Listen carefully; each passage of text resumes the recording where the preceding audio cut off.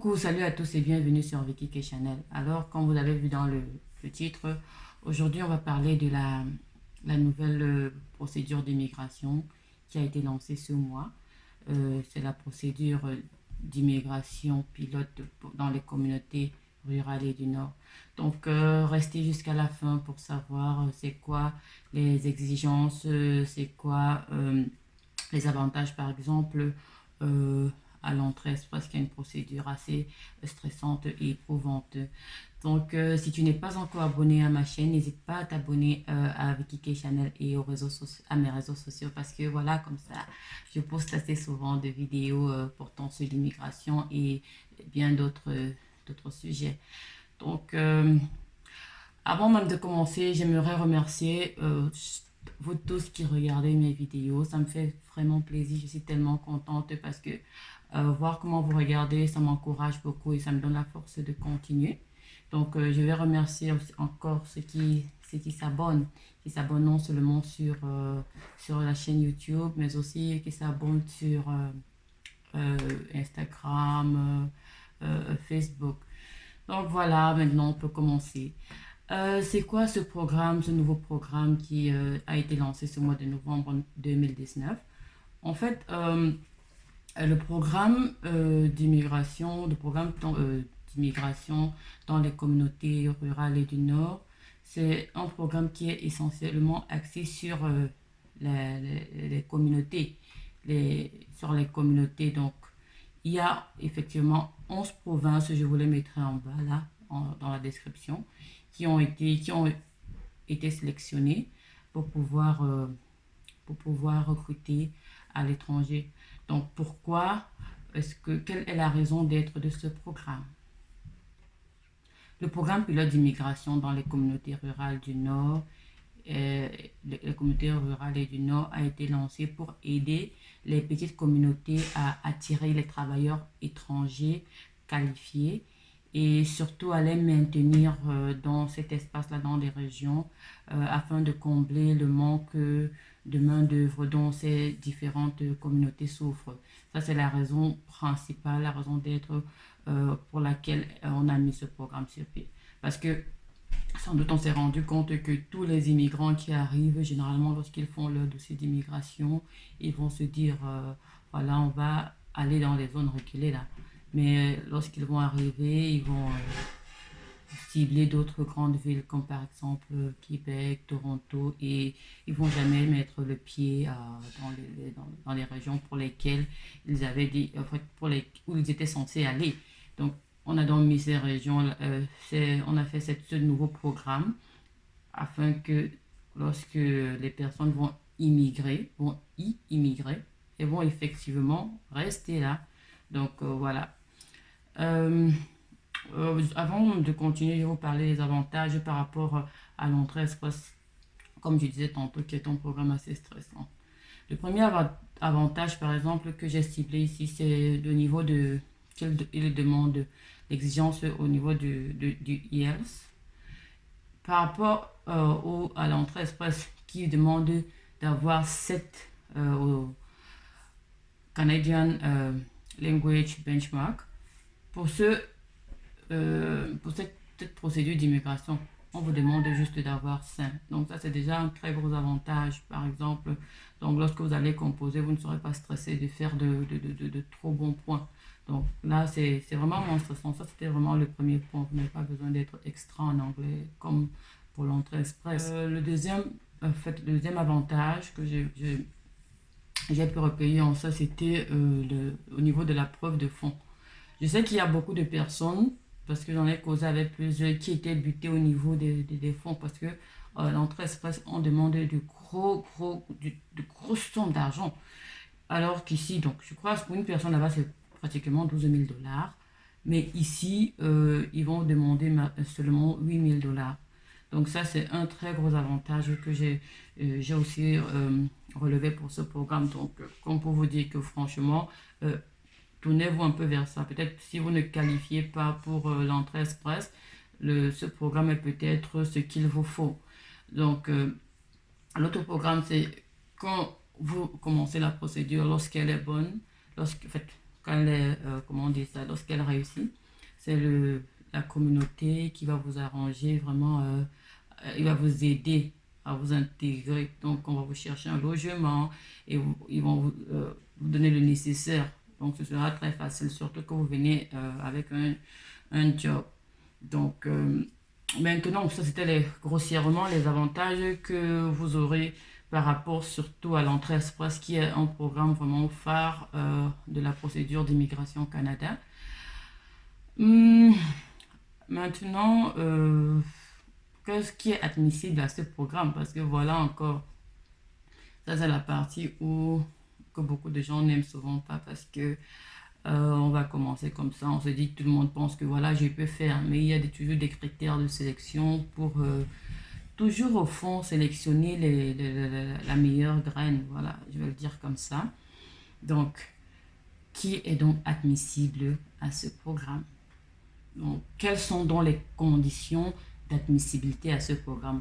Ça, c'est la partie que beaucoup n'aiment pas parce que ça élimine beaucoup de candidats.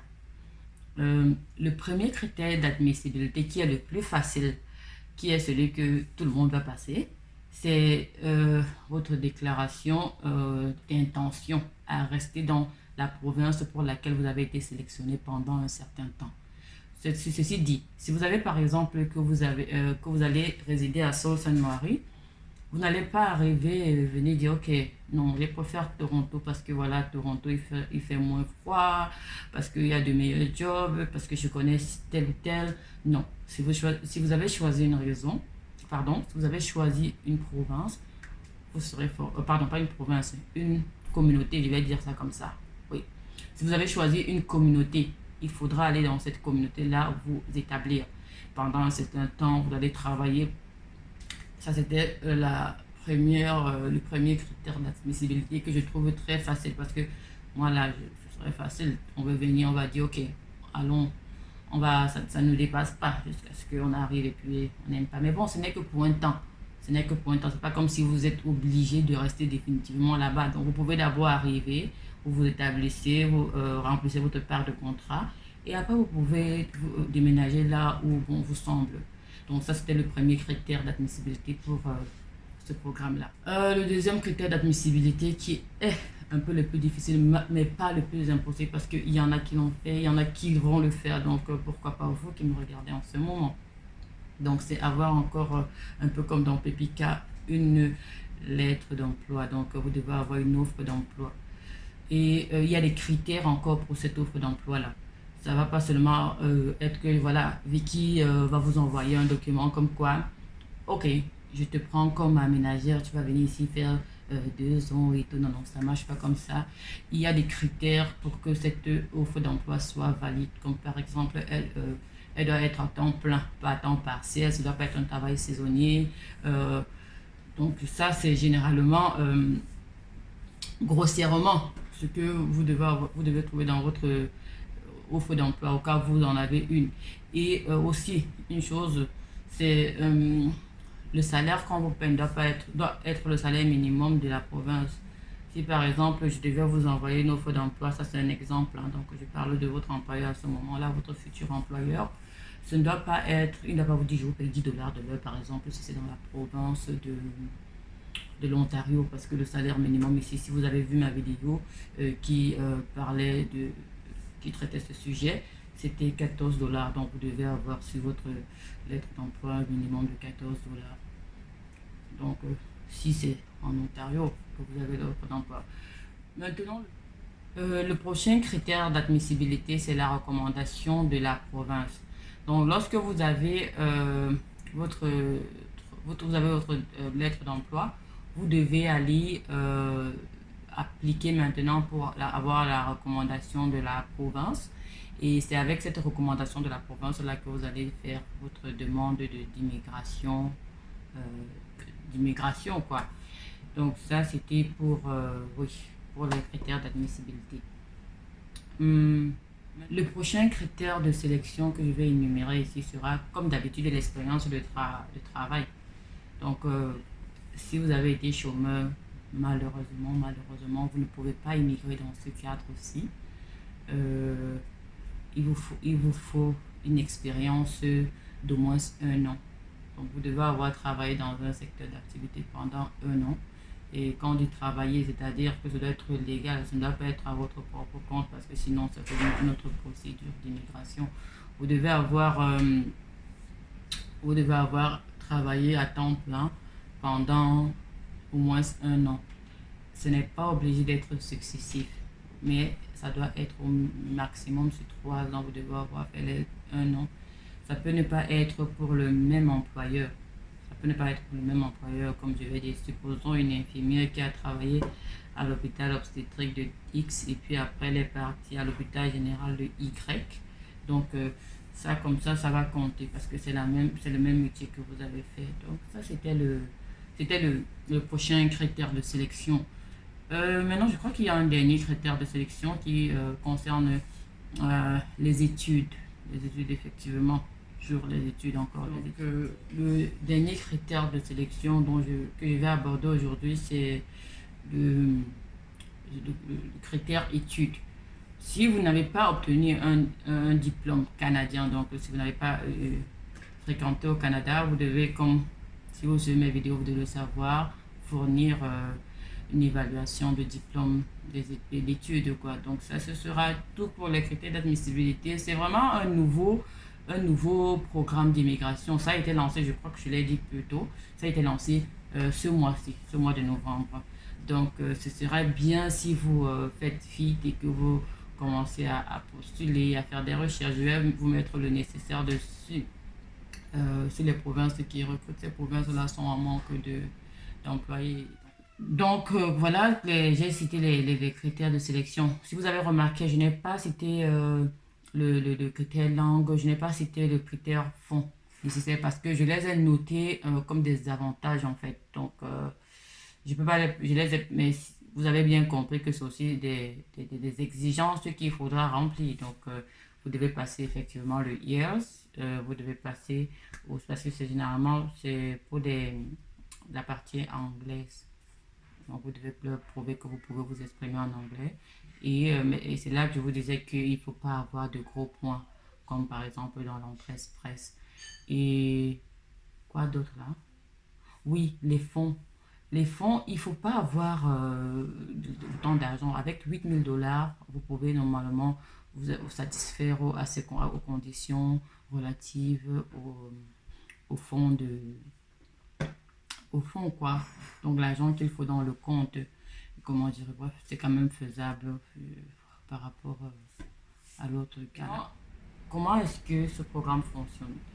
Le programme peut fonctionner de deux façons. Donc, quand je dis ça commence à fonctionner, c'est comment est-ce que vous pouvez trouver un emploi. La première possibilité, c'est par le bassin de l'entrée express. Si vous êtes par exemple présent dans le bassin de l'entrée express et une province a besoin d'un emploi, quoi, d'un employé, elle va aller dans le bassin, elle va commencer à chercher, voilà, je cherche par exemple un architecte. Et s'il y a un architecte qui est présent dans le bassin, elle va le sélectionner. Ça, c'est une première façon. L'autre façon, c'est vous allez vous-même et puis vous battez pour vous, quoi. Vous faites ce qu'il y a à faire. Vous n'attendez pas que la chance vous tombe dessus. Vous foncez et puis vous cherchez les provinces, comment elles vont recruter. Et puis vous appliquez sur les différents boulots qui correspondent à votre expérience professionnelle. Donc, comme j'ai dit, je vais mettre les différentes provinces qui sont dans ce programme et je pense que vous pouvez partir de là. Donc, oui. Donc vous avez les 11 provinces dont je vais mettre les liens dans la description. Après, quand vous appliquez ou alors vous êtes approché par un employeur autant pour moi, vous avez votre lettre d'emploi, votre offre d'emploi. Vous devez maintenant appliquer à la province à la communauté, pardon, pour obtenir la recommandation.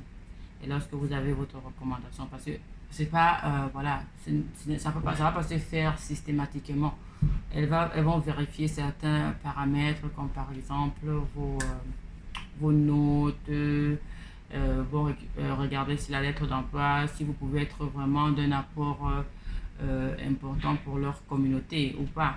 Donc, elles vont encore étudier aussi votre dossier à ce niveau-là. Donc, c'est pas, donc, juste pour dire que ce n'est pas garanti. C'est pas parce que vous avez une lettre d'emploi que vous serez systématiquement accepté par la communauté. Donc, vous aurez à l'aide d'emploi, vous allez appliquer pour la recommandation, pour obtenir la lettre de recommandation de la province. Après que vous ayez appliqué pour obtenir la lettre de recommandation de la province, vous allez maintenant appliquer pour votre résidence permanente. Et lorsque tout ça sera fait, vous allez obtenir, vous et votre famille bien sûr, si vous avez un membre de la famille ou si vous venez seul, vous allez recevoir le nécessaire pour venir au Canada, vous allez être assisté pour votre établissement et comment ça va fonctionner. Donc vous serez vraiment bien soutenu, bien entretenu.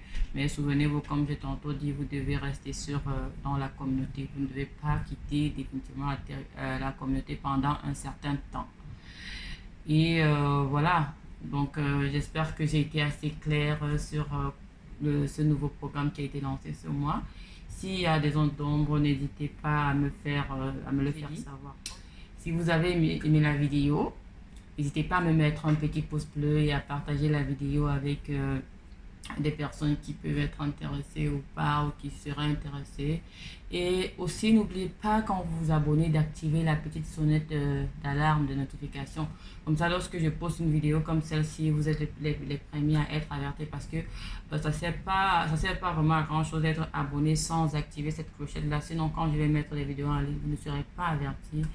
Et vous allez manquer des vidéos assez intéressantes comme celle-ci. J'espère que la vidéo vous a plu et que vous avez un esprit clair là-dessus. Vous connaissez désormais le programme pilote d'immigration dans les communautés rurales et du Nord. Si vous avez des zones d'ombre, n'oubliez pas de m'envoyer de visiter Vicky Coaching. Donc, les réseaux sociaux, c'est un peu, je vous avais dit dans la vidéo de la semaine passée que c'était difficile pour moi de gérer des messages qui venaient, tout venant comme ça. Donc, ça venait de partout, de Gmail, ça venait de Facebook, de WhatsApp. Donc, Vicky Coaching est la plateforme pour répondre à vos questions. Je vous remercie de m'avoir suivi jusqu'à la fin. N'hésitez pas, n'oubliez pas de me mettre un tout petit pouce bleu si vous avez aimé la vidéo et de la partager. Et voilà, je vous dis merci, plein de bisous et puis à vous revoir dans la prochaine vidéo. Je suis sûre que vous allez aimer. Donc n'oubliez pas la clochette. Ok, je vous fais plein de bisous depuis Toronto, Vicky Chanel. Au revoir.